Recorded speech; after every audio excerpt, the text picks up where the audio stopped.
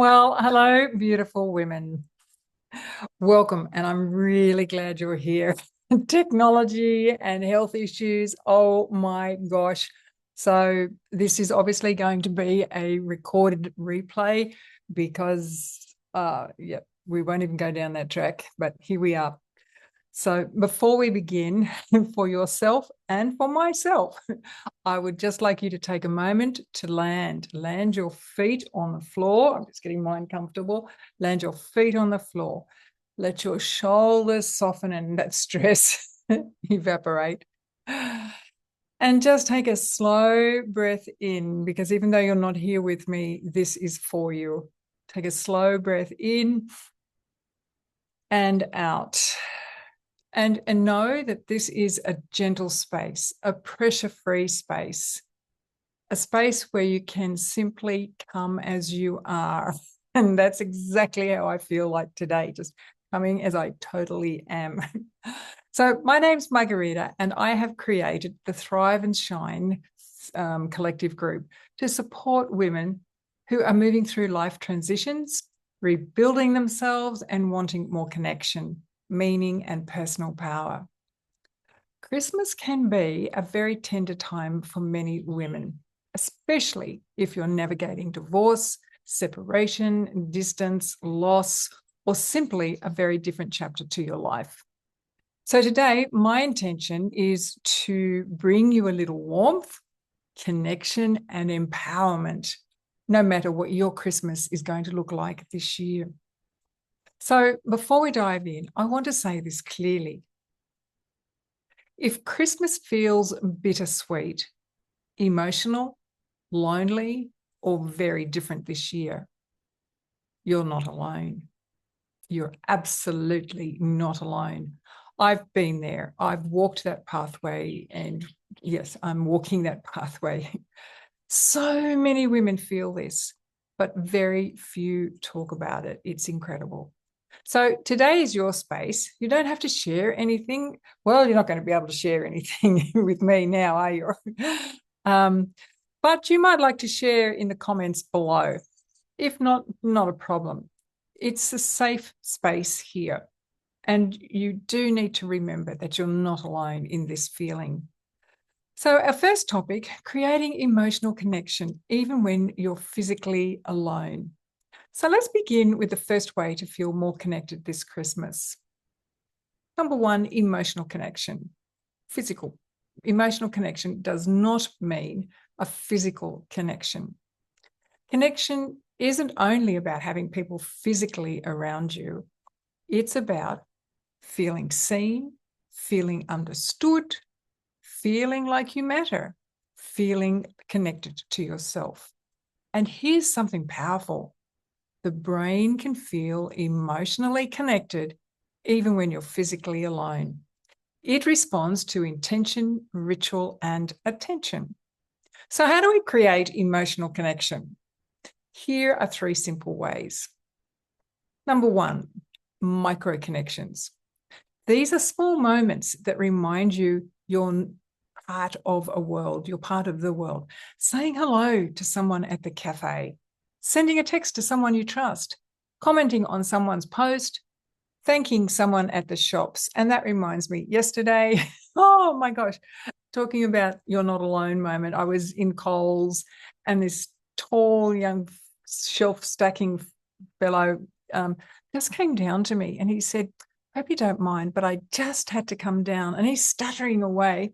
And so it must have been a really big, courageous step for him. So I hope you don't mind, but I just had to come down and say, how gorgeous that hat is that you're wearing. You're just beautiful. And that was not long after I'd received some pretty horrendous news. And it just filled me.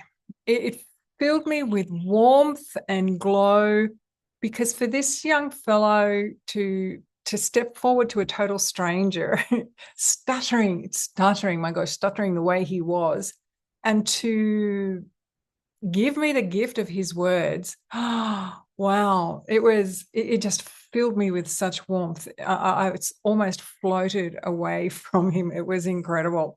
And it was a win-win for both of us, for him to be able to pass on a gift, for me to receive that gift and be filled with the joy and the emotion of it. But flip that, that could have been me saying something nice to somebody else, or you saying something nice to a total stranger. Try it and see. It's a remarkable experience. They are small but powerful. And your nervous system reads these as, I'm connected, even to a total stranger. It was so, so beautiful. So B, soul connections. This is deeper, connecting to yourself. Could be journaling to your future self, or your future self journaling back to you. Hang in there. You can do this. You've got all that it takes. Writing a forgiveness letter or a release letter.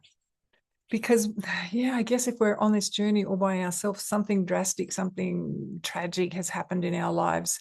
And forgiveness, not that you forgive for what was done perhaps, but forgive them for you to be able to move on. And I have 2 dolls that are 60 years old at least. Obviously got them when I was a wee young lass, and they sit on a piece of furniture, and every time I pass that piece of furniture, I just say, send them my love. And for those of you who are in tune to energy, etc., just with the correct feeling, sending out that love, it's a ripple effect. It goes out, and although you can't see what's happening out there, it comes back. Sometimes it takes a long time. Sometimes it comes back instantly, incredibly so. So, send out love to loved ones who are no longer there or part of your life.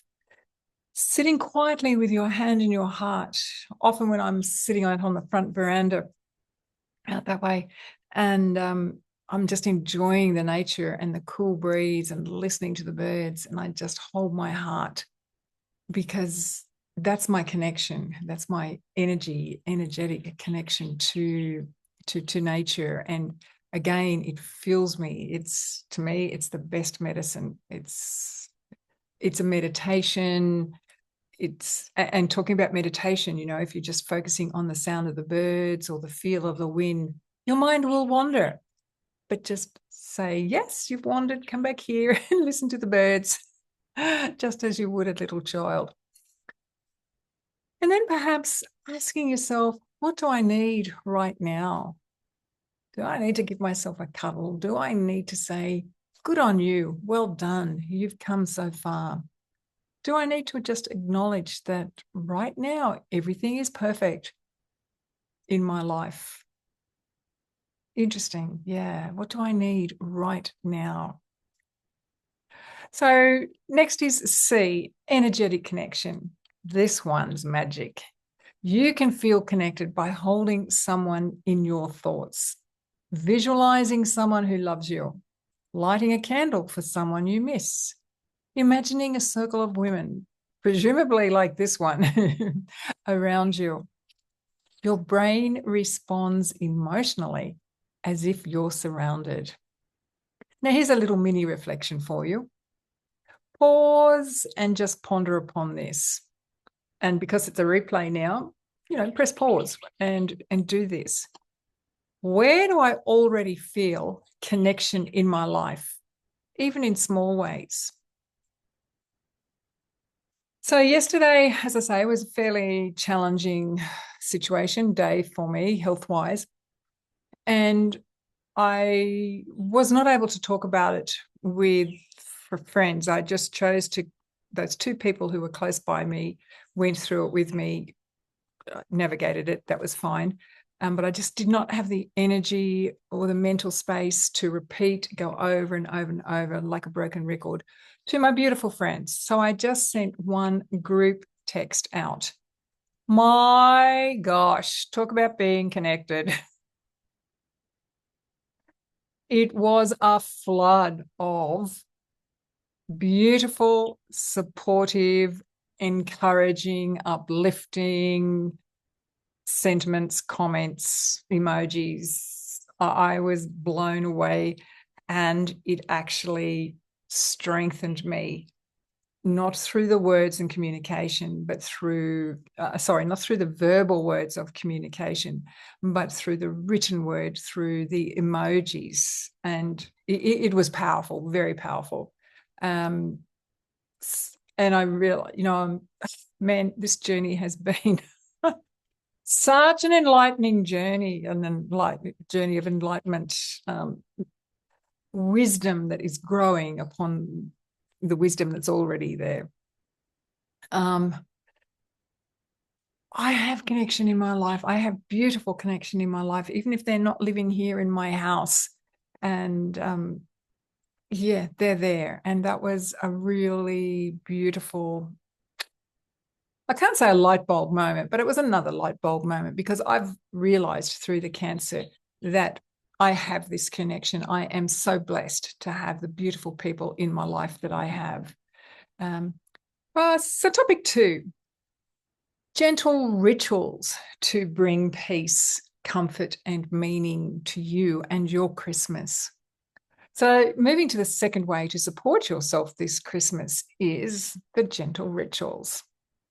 Rituals are powerful. They're powerful because they give structure. They give meaning and emotion to days that could otherwise feel empty.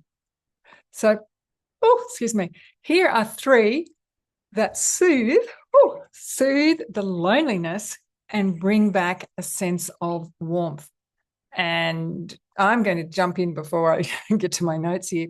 2 for me are putting up the Christmas tree. Now, going through the horrible divorce, the Christmas tree didn't get put up, and I was in such a down place, and I thought, nobody sees the Christmas tree. Why bother putting it up? All that energy, then I just have to take it down. Nobody sees it but me. But now I am stronger in myself, and I value myself, that yes, I'm going to put up the Christmas tree, as I have done the last year or 2 years, 2 or 3 years, because I am important enough to be valued. I value myself sufficiently to warrant the energy putting up the Christmas tree, so that I can see it, so that I can see the Christmas decorations in my house, so that I can enjoy them, because I value myself. And the second one, which is not going to happen because of my very super, super strict diet with this cancer, but it will happen after Christmas. I have panettone. It's an Italian Christmas bread, and I bought 2 of them.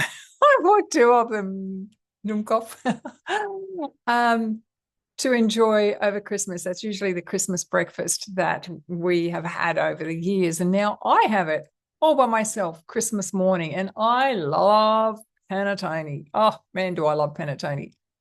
But no sugar, no carbohydrates, no bread, no nothing. Pretty much the panettone is going to go, it's in the shelf waiting for the right time to be totally enjoyed. So there are 2 of my rituals that I'm going to do. So what are yours? Here are a couple more to reflect and think upon. Sit with your hand and heart and say, today I choose peace. Today I choose gentleness, love. And by choosing love, that is gentleness. And I know, love is such an overused word. Today I choose gentleness. And today I choose to honor myself. Absolutely. I choose to honor myself by putting up the Christmas tree. It only takes 30 seconds to sit quietly and say that to yourself, to empower yourself. It only takes 30 seconds, but it shifts your whole emotional tone. Then there's the comfort box. Create a small box with some trinkets in it, a candle, your favorite tea, a photo of you or a symbol, a photo of somebody or a symbol of someone you love, a small gift to yourself, perhaps, a quote or affirmation. I personally just go with the quote. But there are lots, we're all different, and some people might really like putting together a little trinket box, and so be it. That's the joy of it. So create this special little box and put it underneath the Christmas tree, which, if it's anything like my Christmas tree, is pretty lonely underneath the bottom of it. I think in years gone by, I've had sort of boxes wrapped just so that for me, it resembles Christmas with lots of boxes all wrapped up as gifts. But, you do what suits you. Open your box, put your box under the tree, and on Christmas Day, you get to open it. Open your box as a sacred ceremony and enjoy it. This makes your day meaningful rather than empty. So C, or number 3, the create joy ritual. We all get to choose how we want to feel, happy or sad. Yes, we could go down the rabbit hole of woe is me, I'm here by myself for Christmas, no family, no this, no that, no the other. And that's a terrible, horrible place to be.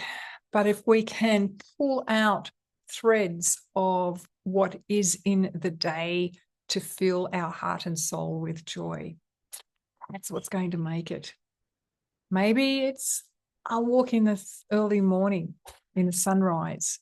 And I, at the moment in the summertime, am so blessed because the sun travels, even though it rises in the east every day, it travels in an arc. And in the summertime, it's rising right in my bedroom window. So I just roll over in the wee small hours of the morning when it rises.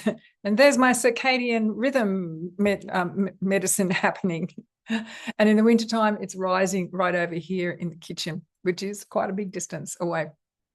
Anyway, I walk in the early morning sunrise, sitting on the front veranda as the sun rises, enjoying the gentle, cool, soft breeze against your cheek, listening to the birds, watching a Christmas movie, baking something special. I'm going to do that because on this sugar-free, total-free diet, carbohydrate-free, no breads, no nothing, I have found something where I can make like a cheesecake, dare I call it a cheesecake, out of nuts, different sort of nuts for the base and different nuts for the filling. We'll see. I'm just going to chop the recipe in half and have a crack at it. If it's successful, that's good. If it's not, I'll still eat it. But it's doing something for me. It's creating some joy in a little ritual, in having Christmas food. Because actually at the moment for me, and I keep harping on the diet, it's a really super strict diet. It's actually called a sledgehammer diet. So you get the picture. So for me, to be able to make something special like that for Christmas is important. It says, Margarita, I think you are important. I value you. And look, subconsciously, you have no idea how important that is. Excuse me.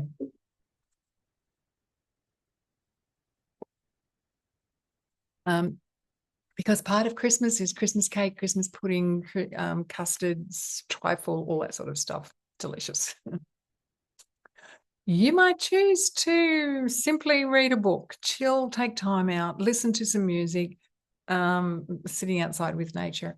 What I find quite interesting is, even though the rhythm of life here on the farm one day is the same as the other, depending on the seasons as to what you're doing, somehow or other, just this time frame over Christmas feels festive, feels like a holiday. And is it really? No. It's just the same as yesterday. But it just has this magical feeling where I'm allowed to give myself permission to have more time off doing those nothing things, chilling out and enjoying maybe a movie in the middle of the day. Oh my gosh, that was never ever me. Because you need to be busy. That's the Capricorn, that's the busy housewife. But yeah, moving through all of that, times change, don't they? They do. Okay. So joy becomes something you create, not something you wait for. And look, yesterday, I am having so many lessons with this journey of cancer. Yesterday was a really good example of that. Not that it's got anything to do with Christmas, but, the crap that came yesterday and absolutely gutted me. And then I realized with the help of my friend. Always good to have a very good friend. Then I realized I could choose to stay gutted and feel like I was feeling, or I could pick myself up, dust my pants, and go forward with strength and conviction and feeling happy in just this very moment. So whether that's moment is in a health moment or whether that's a moment in the Christmas moment, you get to choose how you are feeling.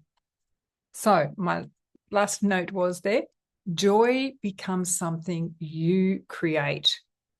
You have the ability to create your joy. You have the choice to create it. Journaling. Here's a moment to sorry, I got wrapped around it with my thoughts there. Here's a moment to take time out to journal just for a minute or two. What ritual will bring you comfort this Christmas? And I've already chatted to you about what ritual I'm going to do and what ritual is going to give me a great deal of comfort. And that's putting up my Christmas tree, which is happening right after this video.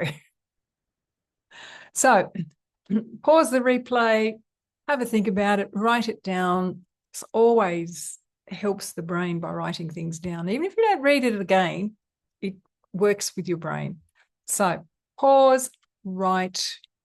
What ritual will bring you comfort this Christmas?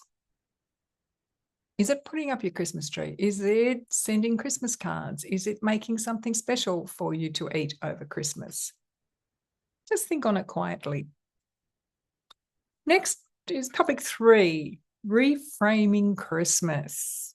So most of us have grown up with the idea of what Christmas should look like. Big family gatherings, laughter, festive food, noisy houses, traditions, togetherness, which is all very beautiful. And the flip side of that is can all be very stressful too, right?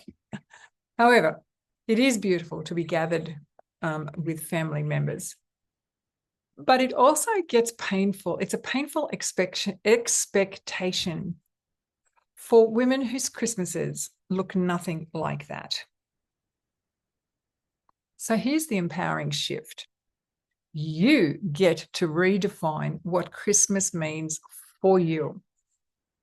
Christmas can be a time of peace, can be just peaceful moments. It can be quiet. It can be intentional. It can be spiritual, creative, grounding, restorative. There is no right way to do it. It's your way. And for me, I used to take the children used to be midnight mass, and then we started going Christmas morning. And that was a ritual. We did it year in, year out. Now, my God, my religion is outside in nature, but I just found it important to go to church, sing the carols, be part of the gathering on Christmas Day. And so that was a ritual. And now I continue to do that. Go to church or by myself. I go to carols in the park by myself. And you find people there, because in our community of having taught for 30 plus years, you can't go anywhere without meeting somebody you've taught or met or whatever. Yeah. So you get to define what Christmas means to you. And there are a couple of things about Christmas that are special to me. Carols in the park is one. Going to carols in the park. Used to take the children there year in, year out. It was lovely. So I continue now by myself. And, Christmas church service, it's just something I like to do. So just to finish up here, let's close our eyes. Just get comfortable, right? Close your eyes. Take a nice deep breath in and out. Through your nose, through your mouth, it doesn't matter. And another one. Imagine yourself on Christmas morning. See yourself waking up. And instead of pressure or sadness, there's a great big smile on your face. You feel calm. You feel at peace because you've done the inner work. You know what your Christmas day is going to be like. You've valued yourself. You feel grounded. You feel in control of your energy. You're lighting the candle. You're sitting at the breakfast table with that special breakfast. You see yourself creating a moment of beauty just for you, totally just for you. And you can see, like at that breakfast table, as you're savoring the food that you've prepared for Christmas breakfast, whether it's simple, whether it's an extravaganza, you're savoring it and you're just tasting the texture, tasting the flavor, and you know the day is going to unravel with softness and gentleness and peace. Feel the softness. Feel the strength of your calmness and your peace. Feel the empowerment in designing your own day. Let it wrap itself around you. And now, when you're ready, take a nice deep breath in and out and come back. Now, I would like to invite you to share if you'd like to, and obviously you're not going to be sharing with me personally because this is a replay, but if you would like to share some comments down below, that would be really lovely. But also, this is a safe place. There is no pressure to share, only if you would like to. Otherwise, just sit quietly, absorbing the little meditation that we did and absorbing all that I've spoken about, how making Christmas special and valuable to you as you navigate it by yourself. I also want to let you know very gently that I'm opening a small Christmas support circle for women who want more connection, grounding, and guidance through December. It will be warm, intimate, and nurturing, a space where we move through this season together rather than alone. So if you're curious, message me privately and I'll send you the details. No pressure at all, just an invitation. If it feels right, it feels right. It's good to go. So thank you, beautiful women, for being here, for showing up, watching the replay, for choosing you, for choosing yourself, for choosing connection.